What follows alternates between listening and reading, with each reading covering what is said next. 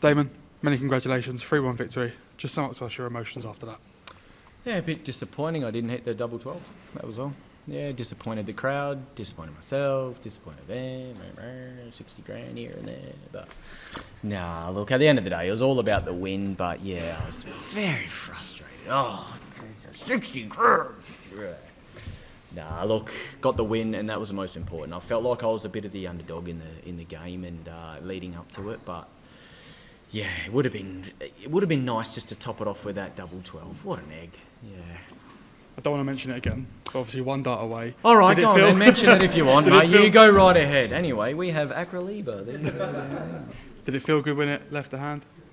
Yeah, mate. I felt like I was in a zone. Things were happening, and just all the talk, and obviously Christian Kist hit it, and I felt like he obviously he didn't even know what was happening, what it meant.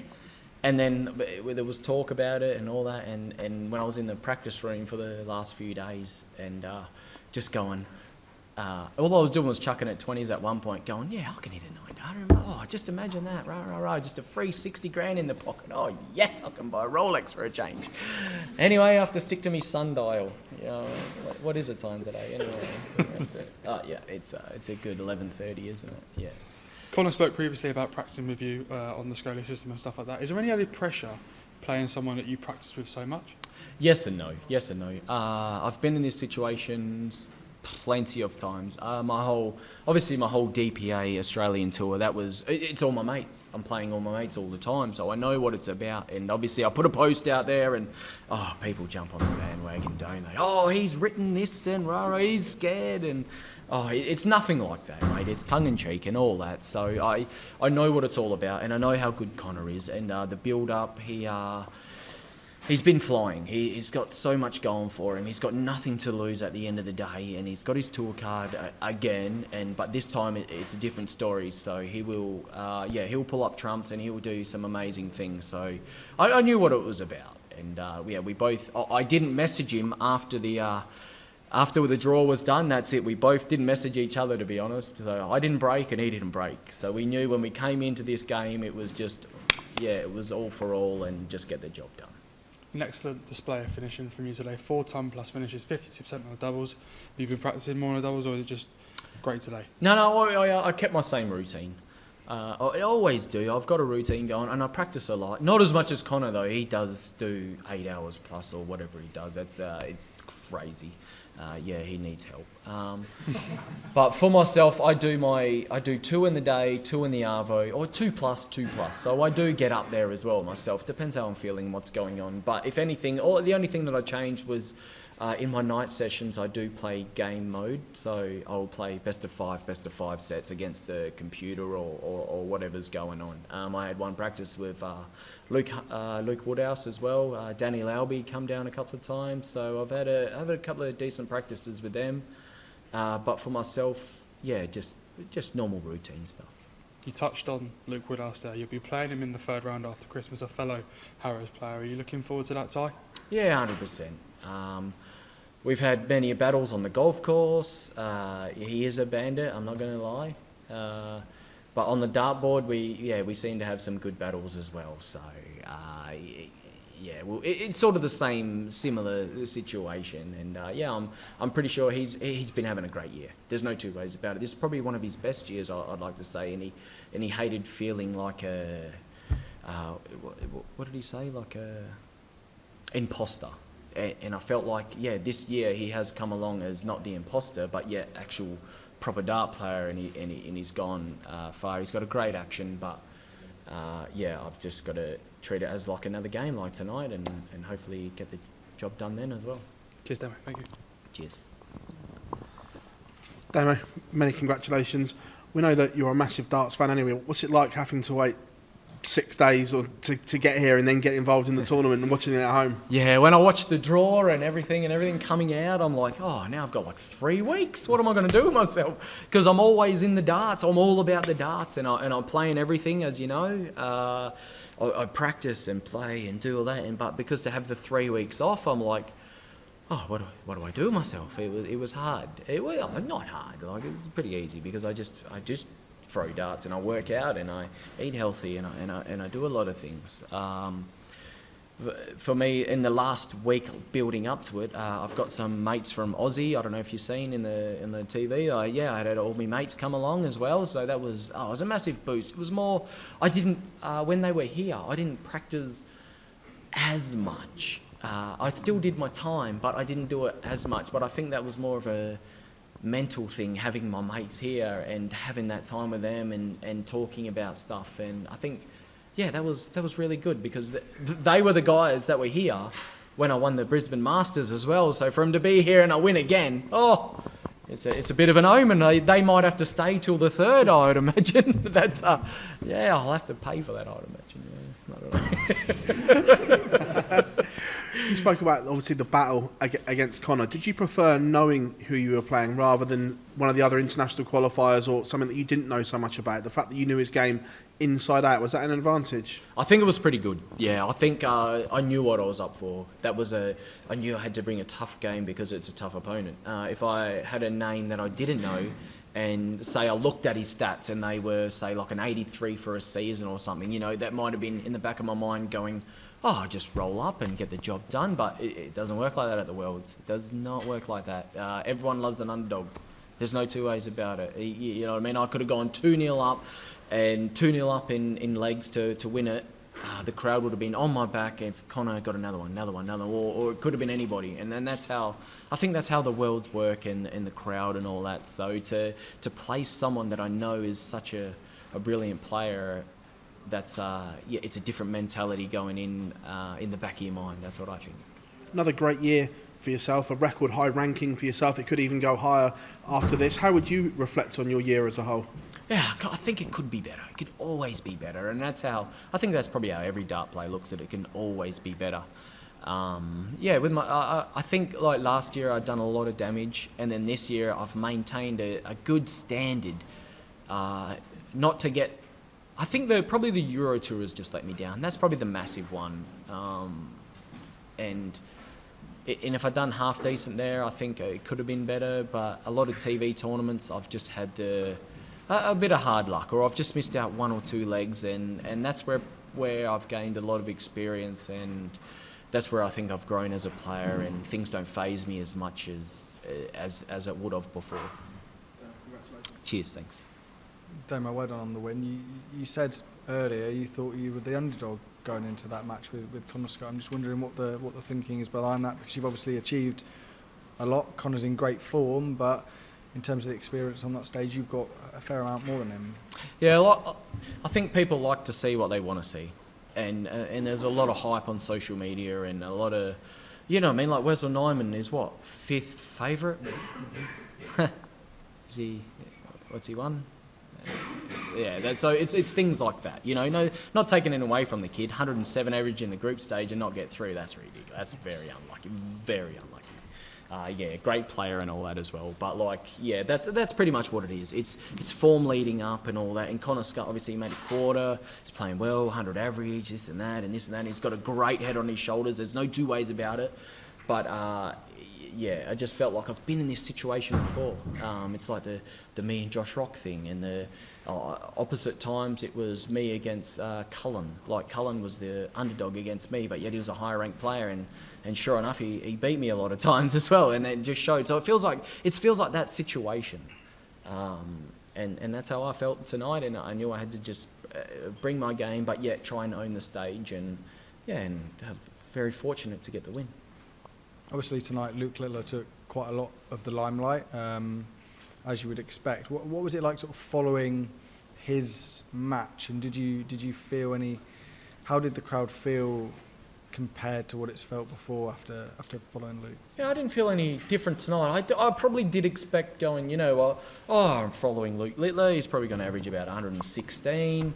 I'm just going to go in there, and half the crowd's probably left. Because they don't want to see bad darts. I don't know. It was one of those. It was one of those. It felt like he was just going to put on a massive show, and then everyone wasn't really going to stick around to watch us. But at the end of the day, it was, me and Connor. I felt like it was going to be a great tussle of a game compared to Connor and Ryan Meikle. And there's no disrespect to Ryan Meikle, but to be fair, he put up a good show, and maybe he should have won that first set as well. And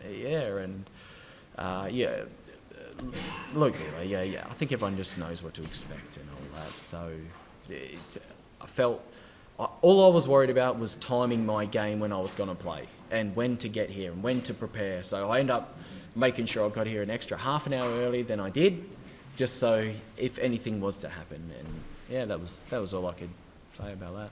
Well done, Damon. Thanks, mate. Well done, Damon, on the win up there. Next up is another practice partner of yours, Luke Woodhouse. You said you played a few games with him.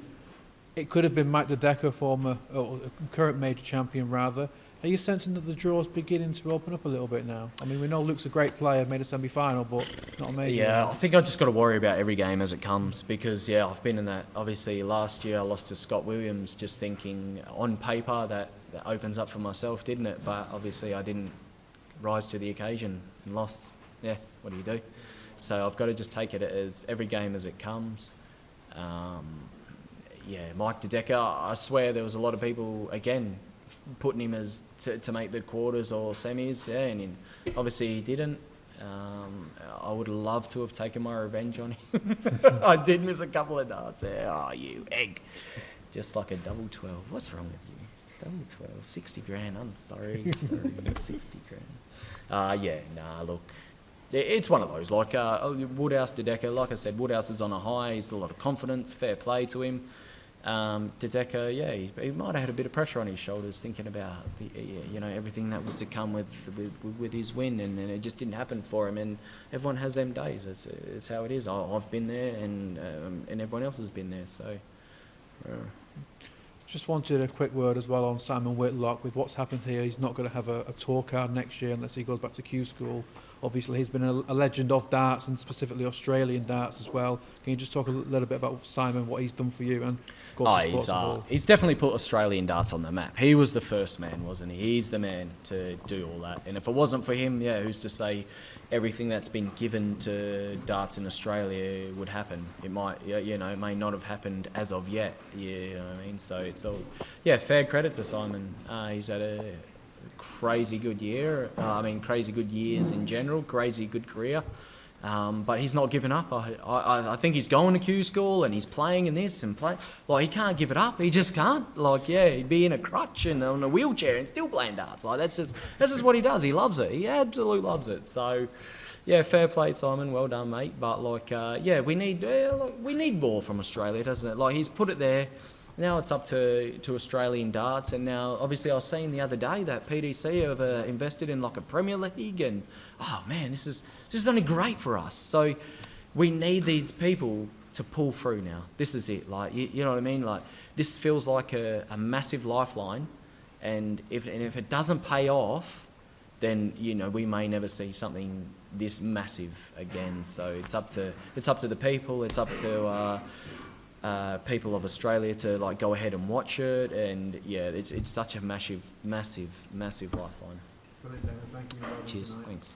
Congrats, Damon. Just to bring up the underdog conversation again, obviously you were drawn in the same half as the Luke and Luke half, it's been said. Obviously everyone else has pretty much been written off in the entire section. Everyone predicts the Luke versus Luke semi-final. Is that something you read into, and how does that make you feel? No, it doesn't bother me too much, mate. I know what I can do, and I've done it before. So, all I can, just like I said, one game at a time. And if I come up against a Luke, or I don't even know which one I've got. I've got one of them anyway. Yeah, and then it happens. I'll just stick to my game, and hopefully I get in that zone and smash it up like I can. You're obviously one of very few players to go onto a PDC televised stage and beat Luke Littler. In my opinion, probably the game of the season so far. Does that give you an edge going into this that maybe other people aren't looking at? Well, I don't know. I think people like to stick to their game, and when it happens, yeah, there's a lot of players that can beat a lot of players, isn't there? There's no one. How many players would average over 110 on a pro tour or whatever? And as soon as they feel comfortable on stage, whether it's Ali Pali or any other stage, yeah, they can do it. They get that comfort zone. It's going to happen, and there's nothing you can do about it, is it? Like, there's no reason that Connor Scutt tonight probably could average 120. You know, he's probably done it before. Yeah, so it's just timing, and everyone's trying to get up there and do their best darts at the best. Yeah, they're not going up there trying to play their B game, are they? You know what I mean? They're trying to hit 9 darters and give 60 grand. 60 grand. Yeah, they're trying to do that. You know what I mean? And it hasn't happened, obviously, for everybody. They're just trying to do it. And is there some clause on this 60 grand about like how many times they get hits or not? Or is it? Yeah, but like, wow, you're a real piece of work, Dave.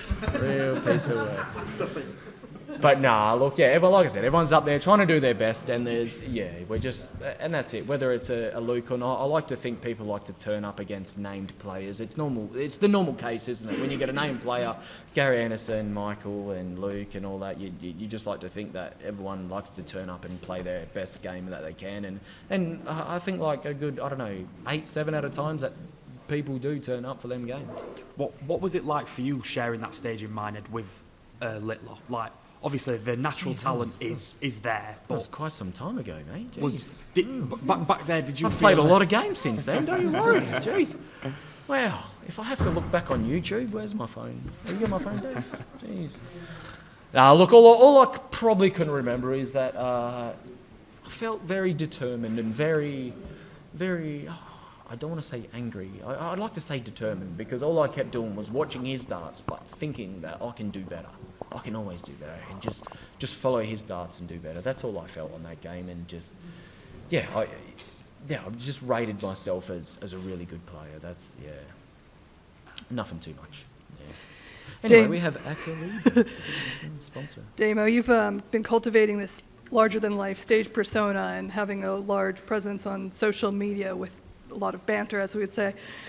What role does that confidence and creating that support, especially with how tribal the UK and Australia is, mean to you on terms of the stage? It's not as massive as Stephen Bunting, I'd like to say. He's very different gravy, isn't he? He's a character. For Australian audience, it's so hard. It's so hard because they're the opposite times. So it was like my old man probably had to got up at 4 this morning just to watch me, or 3 or something just to watch me. So it's a very hard audience to gather so I hope this gets replayed a lot, and keeps everyone interested in the dart situation. And that's where it takes a lot of Australian, New Zealand dart players, Antipodeans, to come across and keep promoting and keep doing well, because that's where we'll get the exposure, and that's where like I said, the PDC now is gone with the Premier League, so I hope that gets massive exposure and a lot of interest in, and people can accept that like darts is a life you can live just playing darts. It's insane. Like, people would never have thought, being in Oz, you can throw darts and make a living, and they probably still don't now. I mean, you can't do it in Oz, but here you can. So if we get that massive exposure, then it can be brought here. Yeah. And I know recency bias, obviously coming off a win, but being an immigrant to a country so far away from home can be very tough, not just when you're winning or when you're losing. So with the dream and how long you've been chasing it, still love it? Yeah, that's it. The massive thing, obviously, I don't have kids, so easy peasy. But I get to travel, and an hour's flight and I'm in a new country is insane, where an hour's flight from Perth, I'm still in like WA. It's it's just one of the perks of the job. You know what I mean? It's I don't see it as a job, but I love going for a practice. I like going to do everything that I need to do to be a better player, and it's worked so well for me at the moment. You know, things I've been going here and here and here. I've not had a massive setback. I haven't even stagnated, you could say. I feel I haven't stagnated, but I feel like I've been doing everything right, and I just always want to do better, and but at the same time I get to travel the world, and the massive sacrifice for my wife as well. That's the massive one. You know, she gets to see the world, and I get to play darts for a living. It's absolute insane. Yeah, insane. Hey, Damo. Just wanted to ask you one question in regards to you've been on the tour for some time now. You've been climbing the rankings, and now you've put yourself in a position where you're going to potentially qualify for more World Series events as well as potentially a Premier League. What would that mean to you as a player? G'day, Will. How about I tell you? Nah, mate. Look, it's just all. I don't know. It's all stepping stones for myself. I've never promoted like Premier League, you could say. Like I've never promoted it. But don't get me wrong. If it was ever offered, obviously I'm going to snatch it out of your hands. It's just how it is. As a dart player, you're going to go. Oh, of course. Why wouldn't I do that? You know what I mean? 17 weeks against the best players in the world. Yeah, on a stage, you're gonna snatch that right out of anybody's hands. That's what I'd like to think. But for myself, I've always just focused on. I've always focused on small things, so like the Pro Tour rankings. That's been my main focus for one point. I've never really worried about the main tour because that comes part and parcel. Because once you're Pro Tour rankings, you're Euro Tour, you're in that, you're in all of that, and then everything comes along there. So, but I always look back on the years what I've done, and I want to better it, and I want to better it every single in all the different aspects. But this year my main focus was more about myself rather than outcomes. It was always about my health and making the right decisions and everything that I can control on stage, just doing that without the outcome. So you know what I mean, if I'm left on 299, make sure I go the 19s, either the 57 to the 18s, triple 18s, you know what I mean? Stuff like that. Or just see where the other player are at and stuff like that. So, yeah, for myself, I've a bit of a learning curve this year. But, yeah, I'm all for darts. That's all it is. I'm all for darts, and I'm all for, making a massive career of it. Cheers. Damon, here. Maybe I have an opportunity for you to get that 60 grand. Are you interested? Well, mate, you put it on the table here. Do I get another dart at the double 12? Is that what you're saying? No, what about Premier League? Because some of the typical contenders are struggling or out. Do you think you're already in now? Oh, no. So what are your thoughts on your chances? The thing is, I think I have to do something good. I think in the world, right? So I'd like to think that I'd have to get to say, I'd like the quarters for a good talk, and the semis would be pretty close to being there. I'd like to think, but at the end of the day, like they say, it's the Premier League is it's an exhibition show, isn't it? You want to see. I don't know, the likes of Gezi Price, you know what I mean? Like, I know that he hasn't had a great year, but at the end of the day, you probably want to see him because he's given it all that and he's the bad guy and all that. I know I'm Australian and a bad guy, but nah, look, yeah, like I said, if it was ever offered, I would take it. There's no two ways about it. But no, I'm all for the rankings, and I'm all for doing what I need to do. That's why I've not done a lot of exhibition work, because I am focused on the main ranking system, and I want to get myself there. But you would love to play there? Oh, of course, yeah, why wouldn't you? Yeah, I would snatch it. And your walk-ons and all this colourful stuff with your hair then and everything, was this kind of a preparation to get you in a position to get this call? No, it was never about that, because you can see back, I don't know how far we're going back. We're going back anyway. It was all about me. I watched my games, right? I watched my games back in the day. And the only games that I really won was when I was enjoying myself, happy, and I was interacting with the crowd. I was having a joke. I was doing a little bit of a dance, and I was doing this. And that's where it all come about, was I've got to enjoy myself to play my best to starts, rather than coming out on stage. When I first come on the scenes, I was very rigid, and I was very all about every single moment, and every dart mattered, every leg mattered, and I'd get so down on myself because I think, everything, was very strict.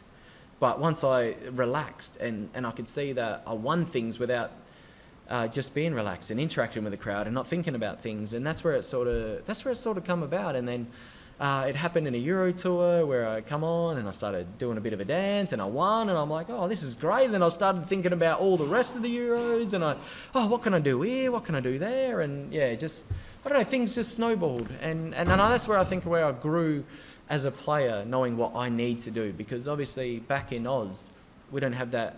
We don't have the stage presence. We don't have that sort of thing. So that's why I think with this PDC going with the 2 months of the stage that they're doing and the 8 players, the Premier League thing that they're doing there, it's going to be massive, and it's going to bring on the young players. It's going to bring on someone else to come over and go to Q School, and hopefully we get a few more Aussies or New Zealanders on tour, and it's the only way the game's going to grow down there. So yeah, massive kudos to PDC putting this on.